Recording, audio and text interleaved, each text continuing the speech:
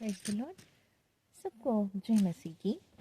आइए फिर एक बार हम उपवास इस विषय पर मनन करते हैं और हम उस पर थोड़े से वचनों के साथ इस उपवास की, जहाँ तक मैं सोचती हूँ, परिभाषा को हम अपने इस वचन में शेयर करने की मैं आपके सामने कोशिश करूँगी। सबसे पहले देखते हैं हमारा मसीही जीवन विश्वास का जीवन तो है, लेकिन साथ ही साथ उपवास का जीवन भी होना चाहिए। अर्थात मसीह जीवन उपवास का जीवन। गलत बातों को अंदर आने नहीं देना है, संसार से अलग होकर हमें जीना है। 21 दिन हम एक निर्धारित समय पर ही, या मैं दिन भर परमेश्वर की उपस्थिति में बैठूंगा, वचन पढ़ूंगा, उसकी आराधना करूंगा, उसके वचन पे मनन करके अच्छे अच्छे वचनों को सुनकर मैं अपना दिन बिताऊंगा, शाम को ही खाना खाऊंगा। इस तरह से भी हम उपवास को लेकर के चल सकते हैं। इस तरह की एक वाचा बांधकर हम इस उपवास के जीवन को शुरू कर सकते हैं इन 40 दिनों में खासकर। अब ऐसा है, लिखा है, हमारी इच्छा पर हमें अपना संबंध जो है, अपनी अभिलाषा को संयम में लाने के लिए ये समय, उपवास का समय, अपनी अभिलाषाओं को, अपनी इच्छाओं को, अपनी ईटिंग की या किसी भी बात की जो क्रेविंग्स होती है या इच्छा होती है, उन बातों को हम संयम में लाने के लिए भी ये उपवास है।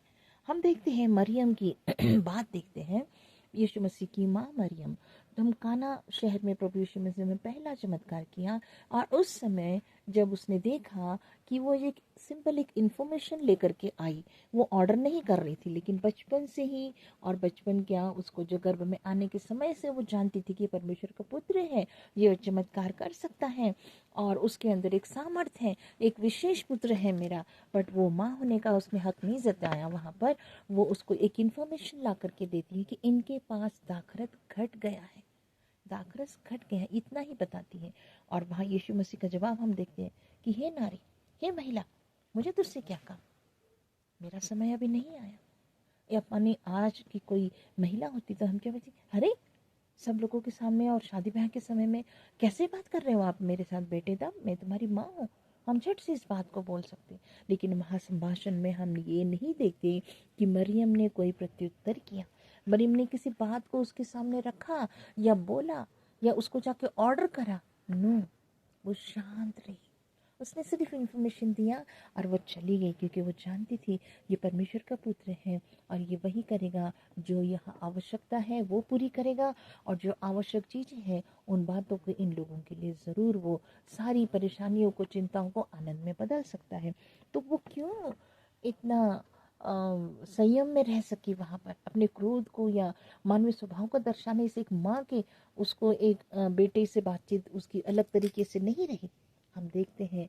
और अगर हम सोचेंगे तो मैं, जहाँ तक मैं सोचती हूँ कि वो ज़रूर एक उपवास की महिला रही होगी, जिसने समय समय पर प्रभु की उपस्थिति में बैठकर अपने जीवन को संयम का जीवन जमाने के आलम से ही वो तैयार थी कि मैं परमेश्वर की, जब भविष्यवक्ता यशायाह नबी ने, हम देखते हैं 7-9 अध्याय में लिखा, एक कुंवारी गर्भवती होगी, तो वो उस दर्शन को लेकर के चलने वाली महिला रही होगी कि मुझे इस योजना के लिए परमेश्वर अगर चुन लेगा तो मेरा जीवन पवित्रताई का होगा, मैं पवित्रताई में, तो उसने उपवास का जीवन में चलने वाली महिला रही होगी, जिसने इतना संयम हर बात में, संसारिकता में, व्यवहार में वो संयमी महिला बन सकी, क्योंकि वो एक विश्वास की और साथ ही साथ उपवास की महिला रही। इसीलिए हम देखते हैं कि वो परमेश्वर के पुत्र के साथ वो जो भी करता है वो जानती थी कि वो सही करता है।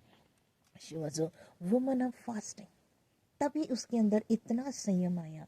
मेरे और आपको, हम महिलाओं को सीखने वाली बात है कि हम अननेसेसरी किसी भी बात में रिएक्ट होकर के, किसी बात को, जब हमें एक स्वभाव हो जाता कि किसी की बात गिरने नहीं देते, एकदम उसका जवाब देते नहीं। हमें चाहिए, हमें संयमी महिला बने। हम कब बन सकते हैं? जब हम एक उपवास का जीवन लेकर के चलते हैं। हम मसीह तो कहलाते हैं, लेकिन एक संयमी जीवन, विश्वास के जीवन के साथ एक संयम हमें कहाँ से मिलेगा?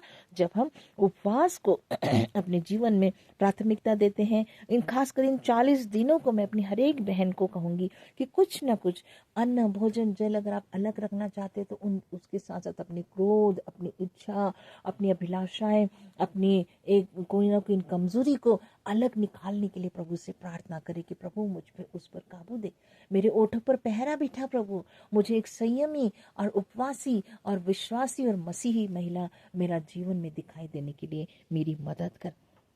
शी की ओनली इंफॉर्मेशन है ना।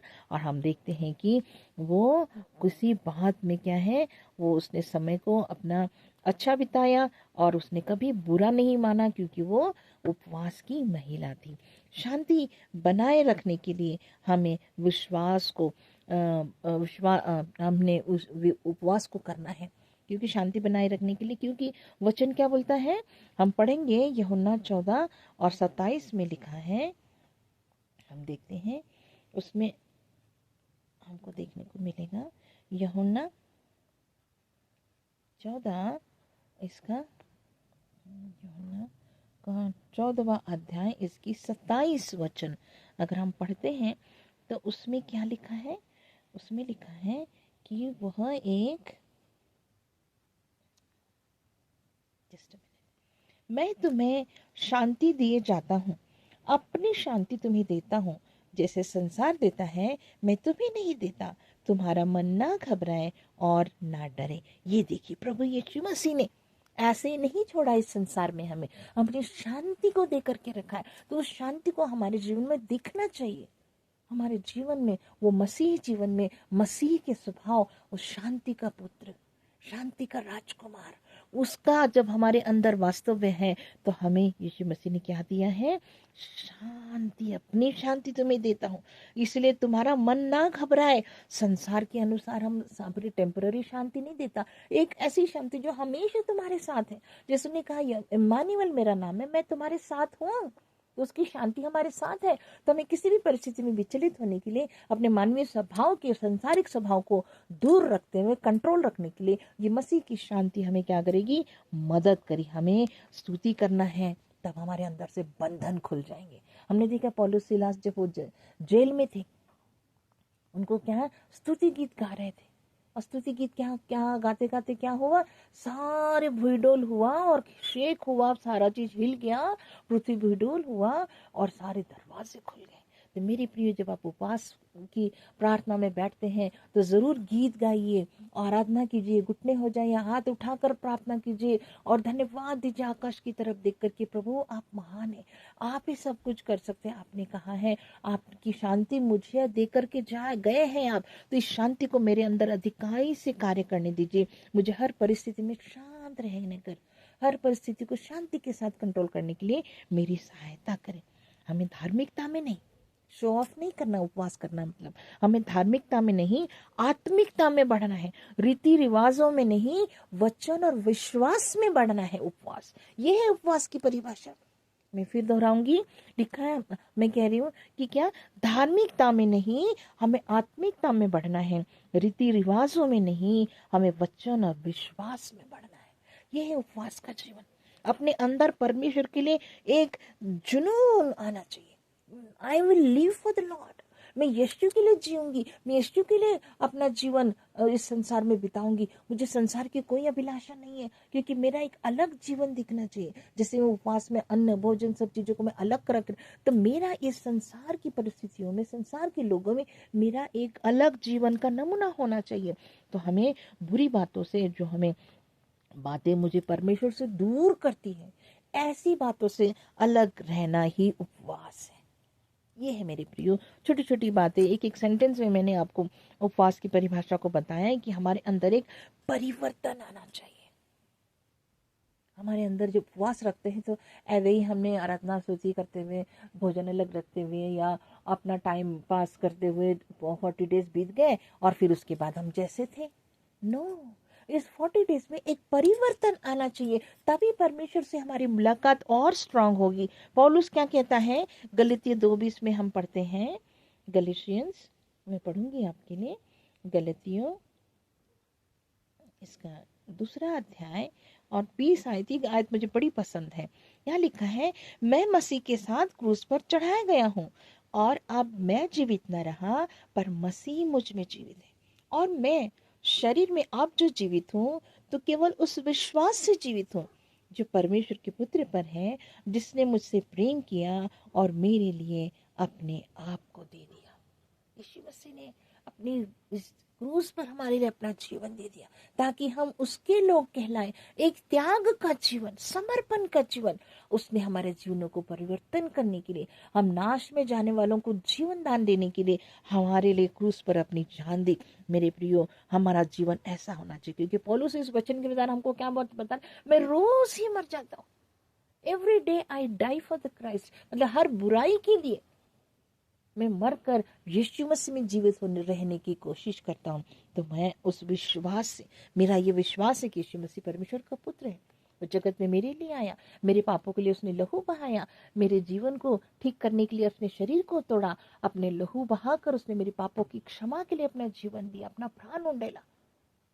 तो मैं क्यों ना अपने उस परमेश्वर के लिए ऐसा जीवन जीऊंगा ताकि लोग देखें और जाने कि मैं एक मसीही हूँ। मसीही जीवन उपवास का जीवन। मसीही जीवन में क्या है? एक धार्मिकता नहीं, आत्मिकता में बढ़ने का जीवन है। रीति रिवाजों में नहीं, वचन और विश्वास में बढ़ने का जीवन है। अपने अंदर एक परिवर्तन लाने का जीवन है। अपने अंदर परमेश्वर के लिए एक भूख, प्यास और एक जुनून होना चाहिए। परमेश्वर से मुलाकात, परमेश्वर पे और सामर्थी बनने के लिए हमें ये उपवास के समय मिलते हैं। हमारे अंदर एक परिवर्तन होना चाहिए, क्योंकि पौलुस कहता मैं तो रोज मरता हूँ, मरना मेरे लिए लाभ हो, क्या है? जीना लाभ, नफा है। क्या है परमेश्वर के जीवन के लिए? हम कैसे जीवन, यीशु का जीवन का हमारे अंदर एक जीवन और हमारे अंदर उसके कार्यों का हमारे अंदर होना चाहिए। उसका मसीह जीवन कैसा था? फिलिपी 2 अध्याय को पढ़िएगा। वो स्वर्ग छोड़कर इतना आज्ञाकारी जीवन था उसका, उसने अपने आप को शून्य कर दिया। तब परमेश्वर ने उसको शिरोमणि बनाया, सबसे बड़ा नाम दिया, जिसकी परमेश्वर यही इच्छा रखता है कि इस जगत के सारे लोग उसके नाम को पवित्र जाने, माने, उसको प्रभु माने, उसके नाम के आगे हर एक घुटना झुक जाए, हर एक जीव अंगीकार कर ले कि यीशु ही प्रभु है। ये परमेश्वर की इच्छा है। ये परमेश्वर की इच्छा पूरी होने के लिए हम उस उपवास के दिनों में सारे जगत के लिए, जैसे उसने प्राण दिया, तो सारे जगत के विश्वासियों के लिए, हर एक उस मनुष्य जाति के लिए हमें प्रार्थना करना है कि वो परमेश्वर की तरफ आए, उनका जीवन परिवर्तित हो जाए, उनका ईमान बदल जाए। हम धर्म बदलने के लिए नहीं आए, हमें उनका विश्वास जो मूर्ति पूजा पर था वो शिफ्ट होकर जिंदा जीवित खुदा पर शिफ्ट होने के लिए हम प्रार्थना कर सकते। ये हमारी सुंदर विषय प्रार्थना का हमारे लिए मिल सकता है। यशायाह 1 में क्या लिखा है? हम पढ़ते तो उसमें लिखा, आओ हम वाद विवाद करें, मतलब चर्चा करें किसी बातों के लिए, हम बताएं। और बातचीत करना मतलब परमेश्वर से जब हम बातचीत करते हैं उपवास में, प्रार्थना में, मतलब प्रभु मेरे मन को ठीक कर, प्रभु मेरी गलतियों को माफ कर। हम अपने मनों का अंगीकार करना है, अपने जीवन का बातचीत करके अपने पापों का अंगीकार करना है, प्रभु को बताना है कि प्रभु ये गलती हुई है मुझसे। ये है उपवास के समय में जब हम परमेश्वर की उपस्थिति में बैठते हैं, तो हमें ये सब चीज करना है। केवल बाइबल पढ़ के छोड़िए मत, परमेश्वर से बातचीत कीजिए, प्रभु को बताइए अपने मन की बातों को, प्रभु को बताइए, प्रभु यहाँ यहाँ आप कुम्हार है, मैं मिट्टी हूँ, आप ही मुझे ठीक कर सकते हैं प्रभु जी, तो आप मुझे उठाइए, बनाइए मेरा जीवन फिर से, एक बार फिर से मुझे दोबारा बनाकर एक अच्छा अपनी महिमा का पात्र मुझे बना दीजिए। हम अपने अंदर परिवर्तन लाने के लिए और परमेश्वर के साथ अपना संबंध बहुत स्ट्रांग करना है इन उपवास के दिनों में। अगर हम पढ़ते हैं यशायाह नबी की किताब, ये पुराने अहदनामे में आपको मिलेगा, यशायाह नबी की किताब, और हम पढ़ते हैं इसका 58 चैप्टर, पूरा चैप्टर अगर आप पढ़ते हैं, अध्ययन करते हैं, तो परमेश्वर किस तरह के उपवास को पसंद करता है ये आपको पता चलेगा। और हम देखते हैं यशायाह 58, इसकी कुछ आयत मैं पढ़ूंगी आपके सामने, 6 आयत और 6 और 7। जिस उपवास से मैं प्रसन्न होता हूँ वह क्या, यह नहीं कि अन्याय के बनाए हुए दासों और अंधेर सहने वालों का जुआ तोड़कर उनको छुड़ा लेना और सब जुओं को टुकड़े टुकड़े कर देना। क्या वह यह नहीं है कि अपनी रोटी भूखों को बांट देना, अनाथ और मारे मारे फिरते हुओं को अपने घर ले आना, किसी को नंगा देखकर वस्त्र पहनाना, अपने जाति भाइयों से अपने को ना छिपाना। हाँ? तब तेरा प्रकाश पाँव फटने की नहीं चमकेगा, तो शीघ्र चंगा हो जाएगा। तेरा धर्म तेरे आगे चलेगा और यहोवा का तेज तेरे पीछे भी रक्षा करते हुए चलेगा। ये है उपवास का उद्देश्य और उपवास का परिणाम। परमेश्वर का तेज, परमेश्वर की आपकी साथ प्रकाश में, क्योंकि परमेश्वर ज्योति है, वो हमसे बातचीत करने के लिए उतर आएगा। वो हमेशा चाहता है कि मेरा बेटा, मेरी बेटी मेरी उपस्थिति में बैठे, मेरी बातों में, मेरे प्रकाशनों को, मेरे दर्शनों का खोजी हो जाए। तब प्रभु हमको क्या बोलता है कि मैं तुम्हें चंगा करूंगा, है ना, तो शीघ्र ठीक हो जाएगा। और हमें रोटी खिलानी है, जो भूखे हैं उनको देना है, अनाथ और मारे मारे फिरने लोगों को लेकर आना, उनको वस्त्र, और अपने जाति भाइयों को, कई लोग होते ना दूसरों के सामने अपनी आइडेंटिटी को बिंदी लगा लेते हैं। हम देखते बहनों को, जहाँ हमारा क्रूस का निशान है माथे पर, हमें बिंदी लगाने की मतलब अपने अपनी आइडेंटिटी को छिपा रहे हैं, अपने आप को छिपा रहे हैं आप। जैसे हिंदू लोग हैं या जैसे विधर्मी लोग हैं चल रहे हैं, उसी तरह से हमारा पहरावा, उसी तरह से हमारा व्यवहार, हमारे चेहरे पर वो क्रूस का निशान नहीं दिखता है, उसको हम छिपा रहे हैं। तो ऐसा ना करें। ये भी एक उपवास की दशा में हमें सुधरने के लिए प्रभु से शक्ति मांगे, सामर्थ मांगे कि प्रभु मैं अपने जाति भाइयों के बीच में अपने आप को ना चुकाऊं। और परमेश्वर का स्टाइल क्या है हम देखते हैं उपवास का। हम देखते रोमियो 5 और रोमियो इसका 5वां अध्याय और 15 आयत में पढ़ूंगी आपके लिए। बहुत सुंदर लिखा है यहाँ, रोमियो 5 का 15। पर जैसा अपराध की दशा है वैसे अनुग्रह वरदान ही नहीं कि पर जैसा अपराध की दशा है वैसी अनुग्रह के वरदान की नहीं, क्योंकि जब एक मनुष्य के अपराध से बहुत लोग मरे तो परमेश्वर का अनुग्रह और उसका जो दान एक मनुष्य के अर्थात यीशु मसीह के अनुग्रह से हुआ बहुत और लोगों पर अवश्य ही अधिकाई से हो। देखिए, ये उपवास करने के लिए हमें प्रभु अनुग्रह देगा। ज्यादा से ज्यादा जो बातें परमेश्वर चाहता है वो मैं करूंगा अपने जीवन में। परमेश्वर एक मनुष्य को बहुत सारे दान देता है, अपराध की दशा में वो हमें अपना अनुग्रह देता है। तो हमें अपराध की दशाओं से अपने मानवीय स्वभाव से बदलने के लिए प्रभु का अनुग्रह इस उपवास के समय में अपने आप को बहुत आज से मांगे कि प्रभु मुझे अपने अनुग्रह से भरिए, ताकि मैं अपनी कमजोरियों पर विजय पाऊं, मैं अपराध ना करूं, लेकिन ऐसा जीवन जीऊं जो आपको पसंद आता है।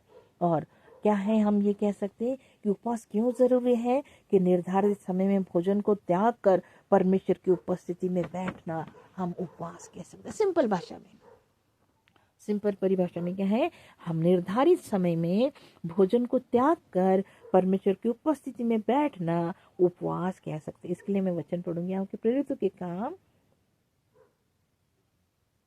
काम इसका अध्याय 14 और 22 और 23 आयत को पढ़ूंगी। और चेलों के मन को स्थिर करते रहे और ये उपदेश देते थे कि हमें बड़े क्लेश उठाकर परमेश्वर के राज्य में प्रवेश करना होगा। और जिन्होंने हरेक कलीसिया में उनके लिए प्राचीन ठहराए और उपवास सहित प्रार्थना करके उन्हें प्रभु के हाथ सौंपा जिस पर उन्होंने विश्वास किया था। देखो, हर काम को निर्धारित समय पे प्रभु की उपस्थिति में बैठना, किसी न किसी काम को प्रभु के सामने कलीसियाओं के लोग जो प्राचीन ठहराए गए हैं वो उपवास और प्रार्थना सहित करके प्रभु के हाथ में हर काम को सौंपना है, विश्वासियों को सौंपना है, अपने कलीसियाओं को सौंपना है, ताकि क्या है, प्रभु को ये मालूम होना चाहिए कि हमें परमेश्वर जो है हमें अपने राज्य में प्रवेश करने के लिए बुलाया है।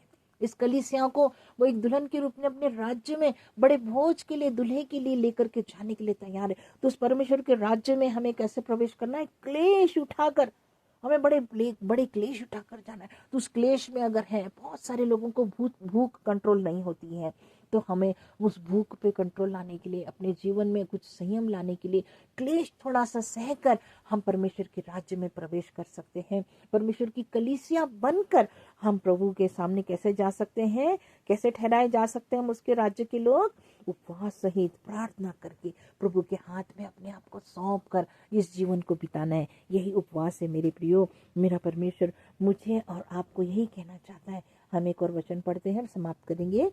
मत्ती 6 अध्याय, इसकी आयत को हम पढ़ेंगे। मत्ती 6 और उसकी कुछ आयतों को मैं पढ़ूंगी आपके सामने। जब तुम उपवास करो तो कपटियों की नाई तुम्हारे मुंह पर उदासी ना छाई रहे, क्योंकि वे अपना मुंह बनाए रहते हैं ताकि लोग उन्हें उपवासी जाने। मैं तुमसे सच कहता हूँ कि वे अपना प्रतिफल पा चुके। परंतु जब तू उपवास करे तो अपने सिर पर तेल मल, मुंह धो, ताकि लोग नहीं परंतु तेरा पिता जो गुप्त में है तुझे उपवासी जाने। इस दशा में तेरा पिता जो गुप्त में देखता है तुझे प्रतिफल देगा। देखिए, हमें प्रतिफल मिलता है। ऐसे ही हमारा समय बर्बाद नहीं होता, या हमसे जो समय है बोला गया है, किसी ने समय निर्धारित किया है कि 40 दिन उपवास करना चाहिए तो हमने वो कर लिया, ऐसे नहीं है। लेकिन परमेश्वर चाहता है कि हमें प्रतिफल प्राप्त हो, मतलब हमारा जीवन के हमने देखा था अपने अंदर एक परिवर्तन आना चाहिए। हमें हमें वचन में बढ़ना है, आत्मिकता में बढ़ना है, परमेश्वर से हमें घनिष्ठ संबंध बनाए रखने के लिए। क्या लिखता है? अगर ये ऑप्शन नहीं है, वहां लिखा है जब तू उपवास करे। हाँ, अगर करना है तो ऐसे नहीं, एक ऑप्शनल ऑप्शन नहीं दिया प्रभु ने, उपवास करना है तो करो, नो, उसने कहा जब तो उपवास करो, मतलब इट इज मस्ट, जरूरी है। परमेश्वर चाहता है हम उपवास करें, प्रार्थना करें, उपस्थिति में बैठे, हमारे अंदर परिवर्तन आ जाए। परमेश्वर आपसे प्यार करता है, इसलिए स्वर्ग राज्य में जैसे कहा पे आपको सौंपना है अपने जीवनों को संयम और प्रार्थना और उपवास के साथ करते हुए ही हम परमेश्वर के राज्य में प्रवेश कर सकते। मेरे प्रियो, ये वचन हमें क्लेश उठाकर परमेश्वर के राज्य में प्रवेश करने के लिए, हमें संयम का जीवन को अधिकाई से अपने अंदर कंट्रोल। सुंदर एक उदाहरण मैंने बहनों आप सबको मैंने यही दिया। हम बुधवार के समय में अक्सर जब भी मुझे मौका मिलता है, मैं बहनों के बारे में बातें और एक महिला के उस कैरेक्टर को हम जरूर लेते हैं। तो आज हम प्रभु यीशु मसीह की मदर जो मरियम है उसको ऊपर अगर हम देखते हैं तो हमें सुंदर उदाहरण मिलता है कि वो ऐसी परिस्थिति में जहाँ पे उसका अपना पुत्र उससे एक स्ट्रेट फॉरवर्ड बात कर रहा है, वहां पर वो संयम के साथ खड़ी है। उसने उसके साथ वाद विवाद या बहस नहीं करी जैसे संसारिक रूप में हम देखते हैं, क्योंकि वो एक उपवास की महिला थी। उसके जीवन में एक मसीह का जीवन जन्म, एक संयम का जीवन, उपवास का, कंट्रोल का जीवन, जहाँ पर परमेश्वर से हम कह सकते प्रभु मेरे अंदर की हर कमजोरी को हटाकर मुझे ऐसे ही संयमी महिला बना, मुझे ऐसा व्यक्ति बना कि मैं आपके राज्य में प्रवेश करने वाला हूँ। तो मुझे उपवास प्रार्थना का जीवन दीजिएगा, ताकि इन 40 दिन के समय को मैं ऐसे ही ना गंवाऊंगा कि कहाँ है, किसी ने इसलिए करना है, देखा देखी करना है, उसने किए मैंने करना है। नहीं प्रभु, मैं सचमुच ये निर्णय अपने जीवन में लेती हूँ कि मुझे उपवास की महिला बनवाइए और मेरी मदद कीजिए, क्योंकि मैं कमजोर हूँ, मुझसे कई बातें नहीं होती प्रभु जी। और प्रभु से हम प्रार्थना पूर्वक अपने जीवन को समर्पित करें, और परमेश्वर इन वचनों के द्वारा, इन वचनों को जिनका मैंने आपके सामने जिक्र किया है, इन सारे वचनों को आप पढ़िए। रोमी 6:8 का 6 वचन पढ़िएगा, आप यशायाह नबी की किताब इसका 58 चैप्टर पूरा पढ़िए, या आइज़िया 1 चैप्टर में देखिए उसको पढ़िएगा, आप रोमियो 7:15 को पढ़िए, प्रेरितों के काम 14, 22, 23 पढ़िएगा, और खास कर मत्ती 6:18, 16 से अगर आप पढ़ते तो लिखा जब तू उपवास करे। मेरे प्रियो, उपवास करके देखिए, परमेश्वर की उपस्थिति में बैठ के देखिए, जरूर आपके अंदर परिवर्तन आएगा। प्रभु आपके पापों को क्षमा करेगा, आपको पवित्रताई में चलाएगा, अपने परमेश्वर राज्य में प्रवेश करने के लिए वो आपको प्रतिफल देगा। परमेश्वर की वचनों से आपको बहुत आज से आशीष दे और आपको उपवास के जीवन में बढ़ने के लिए आपकी सहायता करे। सबको धन्यवाद और जय मसीह की। वचन पढ़ने और सुनने के बाद जब आप आशीषित होते हैं, कृपया चैनल को लाइक कीजिए, सब्सक्राइब कीजिए, अपने जैसे अन्य बहनों को इसको शेयर कीजिए, ताकि और लोग भी इस उपवास के महत्व को, परिभाषा को समझे और उपवासी जीवन, मसीह जीवन, उपवास का जीवन जरूरी है कि हम परमेश्वर की इस छोटी सी आज्ञा को, जो मत्ती के अध्याय में 6 अध्याय में हमको मिलती है कि जब तो उपवास करें, तो हमें जरूर उपवास का जीवन बिताए और परमेश्वर से घनिष्ठ संबंधों में बढ़ाकर, क्लेश उठाकर, उपवासी और प्रार्थना के साथ परमेश्वर के राज्य में प्रवेश करें। परमेश्वर आप सबको आशीष दे। आमीन। Thank you.